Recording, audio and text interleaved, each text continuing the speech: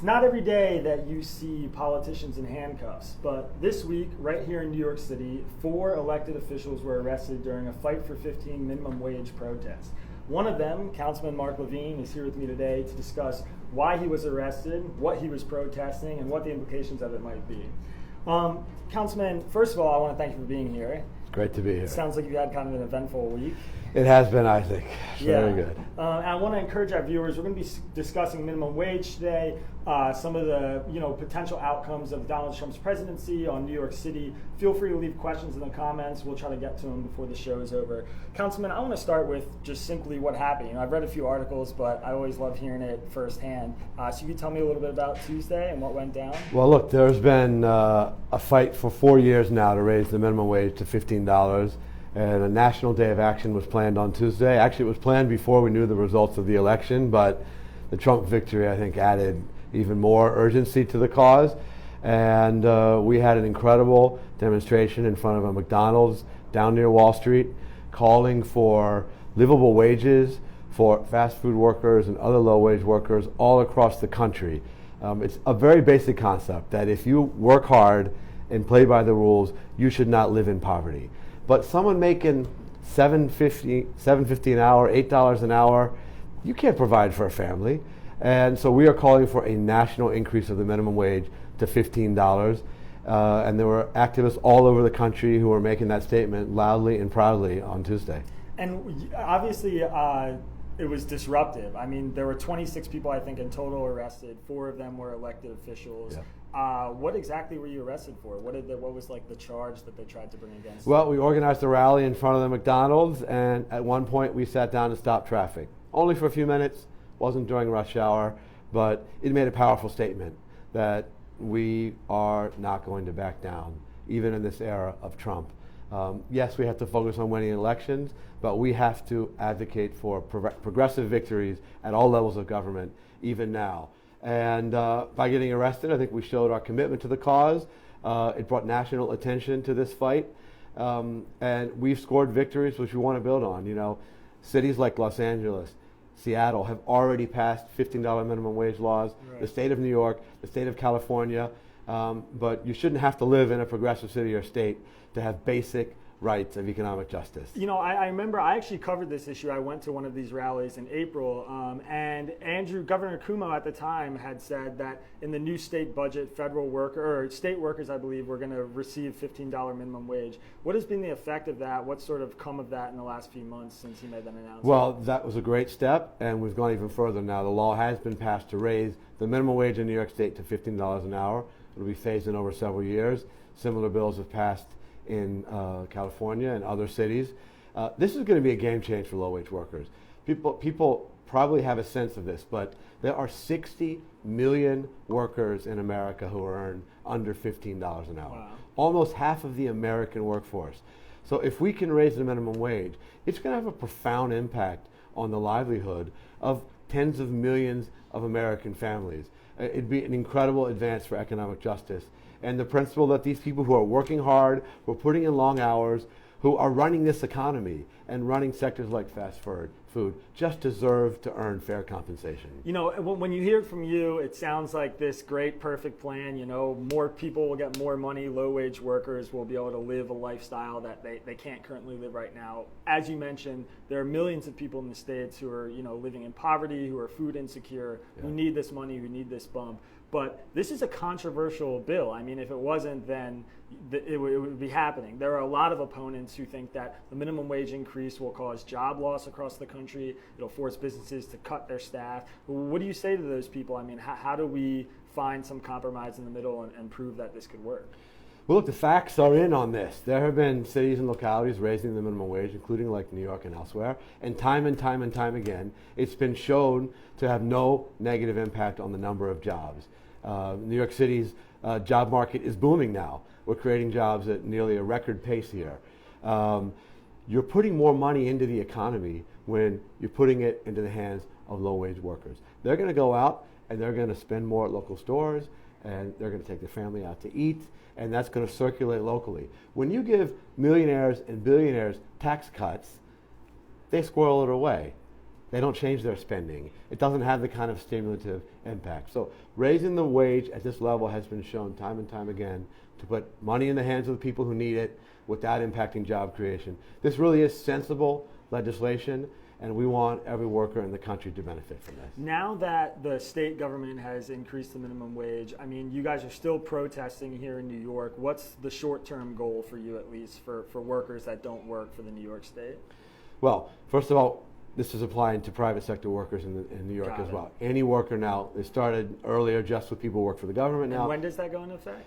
Over the next 4 years for New York City, in downstate, 6 years for the upstate. I would have liked it to be quicker, but the law now is set on that. We're continuing to advocate for workers' rights here in places like the fast food industry, airport workers, so they have reasonable hours, so that they are treated as full-time workers who get benefits when they are indeed doing full-time work.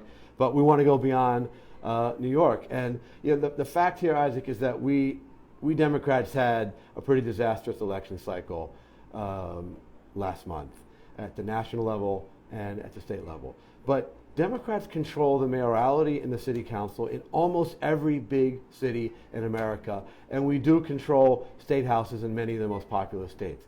And so while we fight the Trump agenda in Washington, we still have leverage to score progressive victories for millions of Americans in the cities and states where we still control local government. And looking at wages, looking at protection of worker rights is one of the most powerful way that we can improve lives, whatever the political winds blowing out of Washington are. Now, you've mentioned Donald Trump twice now. I mean, first, that you think his election sort of invigorated some of these protesters, and now, speaking to how his presidency might affect like the local municipalities across the country. He sort of ran on a platform that was pro these blue collar workers, really, and he said over and over again that he's like the president for the working class. And in retrospect, hindsight's 2020, but a lot of people think maybe the Democrats didn't speak to those workers enough. Why would he be opposed to a bill like this, or why do you think that he's going to be an opponent of the minimum wage increase? All his talk about fighting for working people, that's just propaganda. Look at who he has appointed so far in his cabinet. Look at the economic team. To a person, they oppose raising the minimum wage. They're generally hostile to workers' rights. They're generally hostile to organized labor and to unions. And for their economic agenda boils down to tax cuts for the wealthy, for investors, and for big corporations. Those are the people who are going to be running the government. So whatever Donald Trump is tweeting out, he has turned over the reins of power to a group of people who simply do not prioritize workers' rights. We need to fight that agenda. We need to hold him accountable for these actions, and we need to begin organizing now to win back Congress and the White House so we can undo any damage he does. You mentioned before we came on the air, actually, that the federal budget is closely tied to New York City. $7 billion of money from the federal government comes right here to New York. What are you guys sort of most worried about, and what do you think the effect of his presidency might be on that budget and where the money's going?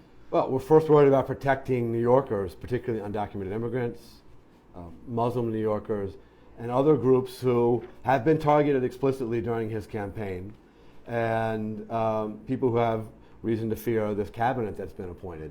But we control the NYPD. This is a city agency, and we are not going to start turning in our own to whatever Donald Trump's immigration forces determine is going to be their agenda. We want this to be a city where every New Yorker, whatever the documentation status, feels comfortable going into a police precinct to report a crime they've witnessed, if they've been a victim of a crime, even if they're accused. We are not going to go along with Trump's agenda of mass deportation. And there's been talk that, he's going to threaten to pull our funding if we don't. New York City is considered a sanctuary city for immigrants, as many other places in the country are. I would go so far as to say that we would be willing to endure the economic hit if that's what it meant to protect our people. I'll also tell you that, like many of the ideas that Donald Trump puts forward, it's not so simple. There are constitutional and legal reasons why he can't just yank money willy-nilly from state and local governments based on the whims of whatever he's tweeting about that day. So we're going to fight this in the legal arena and the political arena, but at the end of the day, city government of New York is controlled by the mayor, the city council, and the elected leadership here, and we're going to fight to protect the people of this city. I want to jump into some questions we're getting from viewers because it's clear that this is kind of like a controversial topic, or at least sort of an inflammatory one. Karen Corkin said, Democrats had 8 years. Why couldn't they get this done? Obama's been the president.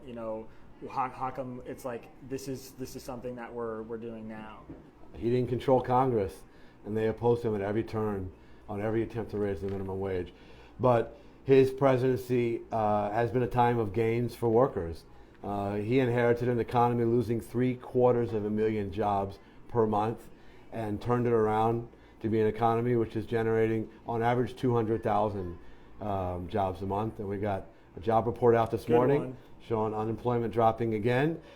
You might not know that if you had tuned into Donald Trump's presidential campaign, but the facts are that under Democratic presidencies, we have made gains in employment. And under Republican presidencies, working men and women have lost. There are some concerns about that job report. Like, there are a lot of people who aren't looking for work. I think it was something like 200,000 are dropping out of the labor force. How do you think a minimum wage increase brings those people back to offer jobs that are $15 an hour that might encourage them to come out to take a job that they might not otherwise like because it pays $8 an hour? Yeah. An economy which is growing is going to create more jobs and bring people off of the sidelines. And people got frustrated during the Bush years, month after month, year after year of fruitless job searches. But because we've now been steadily creating new jobs at a clip of 200,000 a month, you're seeing people reentering the workforce. I don't know what the economic policy of this new president is going to be. I don't know whether he's going to be bringing chaos to the American economy. We have cause for concern, but his boasting is not enough to bring jobs back. The deal that he announced with such fanfare in Indiana that saved 1,000 jobs, what did he offer that company to save those jobs? Did he offer them millions in tax breaks? We're learning that he did. Did he offer them regulatory relief? I think the message he just sent to every company in America is, if you want a tax break, if you want contracts with the state, federal government, all you got to do is threaten to leave America, and Donald Trump can come in and give you whatever we want. That offers an opportunity for extortion by corporations who don't have the interest of the American people first in heart. And it's not sound economic policy. He's not going to be able to reverse loss of manufacturing jobs in the Midwest and other industrial states by this kind of willy-nilly ad hoc policy by pressuring CEOs. I want to get to one more question before we let you go. Paul Posty said, you increase wages and the owners of businesses will increase the price of their products. It will cost more to live. It's a plan that sort of shoots itself in the foot. Do we have evidence that might not be true? Fast food establishments in cities where the wages have been increasing have found other ways to extract savings. And perhaps if it impacts the profitability of the company a little bit, it's a price that I think we as a society should be willing to pay in order to deliver economic fairness for workers. And when I talk to people, consumers in New York who shop at McDonald's, they'd be willing to pay 25 cents more for a Big Mac if they knew that the person on the other side of the counter was earning a decent paycheck. I think this is a fair deal for workers and for consumers, and it will not lead to economic harm. It's going to lead to economic justice and a more prosperous middle class, which is good for everybody. All right, Councilman. Well, thank you so much for being here. It's an interesting topic, and I encourage you, I know we have people watching all over the country, get involved with the local level and see if this is an issue that, might matter to you, that you might want to push for. There are minimum wage protests happening all over the country. It's not just here in New York. And there are a lot of local leaders like Councilman Levine who are really stepping up to the plate to try and make this an issue that runs all the way up to the top of government. Thank you guys so much for tuning in. Please be sure to follow us on Facebook, A+ app. You can follow me on Twitter, Ike_Saul. I'm here every week, every Friday, and my column is every Tuesday morning on A+. I want to give a thank you to Abby Rogers, Logan Tittle, Haley Fleming, and Emily Becker, who helped produce today's show. Councilman Levine, thank you again so much for being here. Thank you, Ike. And Pleasure. we'll see you guys next week.